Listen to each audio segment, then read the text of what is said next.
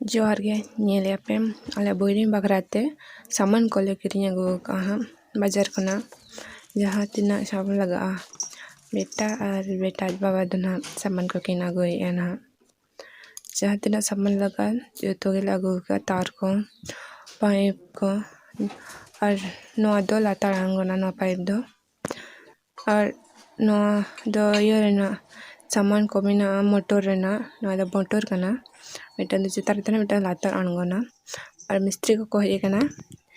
और नोआ पाइप दो बिछाव का को जता आसान अमन लगन लगन लातार आंगो तना नेले आपे और नोआ दो लातार को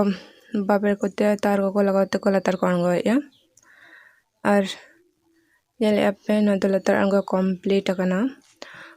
करते नेल लिया को जे नोआ दो बा तारटा लोलो कना भितर ना नोआ जहाँ रे ढोडा से तेले ये से तार लागू का उना तार शक्तो लोलो कना उना खातिर और दूसरे ना तार आगू हुई ना और नहीं तो दो को रड़ा या ना ओडो क्या को और नोआ पाइप दो संभा हुई लेना 400 फीट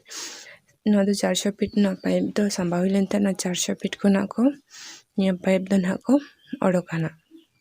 नेले पे नोआ दो नोआ जहाँ ढोडा काले नोआ दो ओड़ा रे बोर्डले लगाओ का उना खातिर तला तलाते खेरे तला तला ढोडा का तला आगू का नोआ पलटा हुआ और वितिर तार हो पलटा हुआ नोआ तार राड़ा कतेन आले जहाँ नवा ना आले आगू का उना दो कटे दामी जोगा उना रे लगाओ लगी ना नेले पे उना जहाँ राड़ा कतेन राड़ा या को ना इन ऊपर हाँ नवा ना ले लगावा नेले पे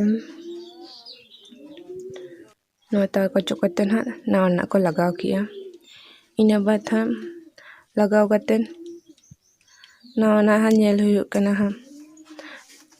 जे चालू हुई कना नितो दन हम दा दो बेस गड़ो कना नेले आपे पुइलो दो हम ना बेस धरा बाड़े कना कदे इतिल देरी को ओडक जोगो कना नासे नासे